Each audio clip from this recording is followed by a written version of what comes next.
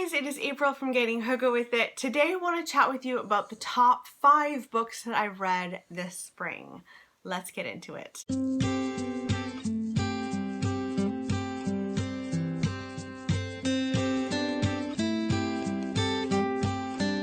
has been a pretty good reading season for me, I would say, but I definitely have some books that have really stood out and I really want to share them with you.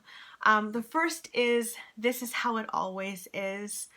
This is a book about a young boy who does not feel good in his skin. Like, he does not feel comfortable being a boy. He would much prefer dressing up as a girl. He feels like a girl.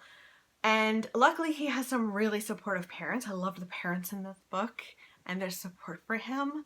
And it is about his, transitioning experience. And it's also about the pressure that even this young child puts on himself, or the world, I should say, puts on him to be a boy, to be accepted. And it is heartbreaking to watch that and to read that. Like, I cried my eyes out in some portions where he felt like he had to be a boy to be accepted, because he's betraying himself in that moment to be accepted by the world. And that should not exist. It's so wrong. And it was just such a hard-hitting book, but so wonderful at the same time, because his parents and his family, they were so supportive, and I just loved that. There's also Lock Every Door, which was just so much fun. This is a book that really pays homage to Rosemary's Baby. I still haven't read that book, but I've watched the movie like a million times, and I really, really loved this book. It's about a house sitter, or an apartment sitter, I should say, and she is hired to apartment sit at one of the most swanky hotels in New York City called the Bartholomew. And so she totally signs up for it. She's going to be paid some pretty big bucks in order to do this. She gets there and realizes that the apartment has this very dark history, and she starts seeing little things in her apartment and in the apartment building itself that suggests that there's something super sinister going on in this apartment building. And it might get her in the end. And it was a lot of fun. I couldn't put that book down. When I would be away from that book, I would be thinking about the book. Oh, so good. I've also got 2 nonfictions here that I'm linking as one because they're by the same author. They have the same purpose. Yes, I'm cheating here, but oh well, it's my channel.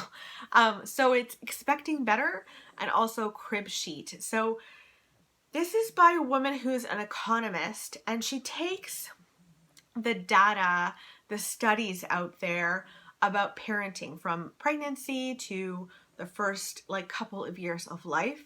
She takes all of that data and she analyzes what's good and what isn't. So she'll look at studies that have been done and she'll go, if they're not randomized, they might not be very reliable. If they're not a big study, it might not be reliable. So she breaks it down for you and makes your life a little bit easier as a pregnant woman or as a new parent. And I really, really loved it because you get so much advice. So much advice when you're pregnant and when you're a new parent. And so much of that is, it's very well intended most of the time. A lot of the time it's like, this is what worked for me. And it's very anecdotal.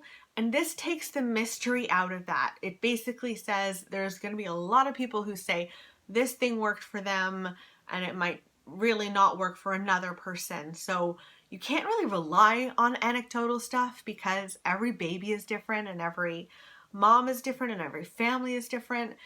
And so she breaks through that and she's like, we're just looking at the science. If there is science to back things up, she goes to town, and it's been immensely helpful through my pregnancy, and also now you know, looking at becoming a parent, she's really helped me with a lot of things, like the true pros and cons of breastfeeding and the true pros and cons of sleep training. And I just freaking loved those books. Very, very helpful for this time in my life. And then of course there was The Handmaid's Tale. I did a whole read along with a bunch of you over on Instagram and also on YouTube, where we read The Handmaid's Tale together. And this was a reread from me, and I loved every second of rereading it. I don't reread a lot. This kind of confirmed that for my ultimate favorites, it might be worth doing that in a few years, you know. I'm sure I could read The Handmaid's Tale again in 20 years and get something more from it. I think I read The Handmaid's Tale when I was in my early 20s, when I was in no place and in no readiness to have children whatsoever. And now I read it again, well, very recently, after going through infertility, and being able to sympathize a little bit, not a ton, a little bit with Serena Joy. And then as a pregnant woman reading The Handmaid's Tale, that was fascinating and terrifying. Like, I'm kind of, after that, stepping away from all pregnancy books because it was intense for me. But just Margaret Atwood, it just rocked it. It's such an important book at this time, and it was such an important book then in 1985 when she wrote it. So I'm going to link the vlogs that I did as I read The Handmaid's Tale for you if you feel like checking them out. And then the other book I really loved reading this spring was Lying in Wait. This is about, it's about a couple who do a very bad thing because they kill a girl. And then they just bury her in the back garden. Libby is snoring. So they bury her in the back garden. They have a teenage son. And slowly this lie is like unraveling, basically. And there are some really nasty characters in here. I was just totally sucked in, and it confirmed my love for this author, for sure. Liz Nugent is just fantastic. So yeah, I would say those are my top 5 books that I read this spring. Let me know in the comments below what your like best book that you read this spring was. I would love to know what that is, and I will talk with you guys soon. Okay, bye!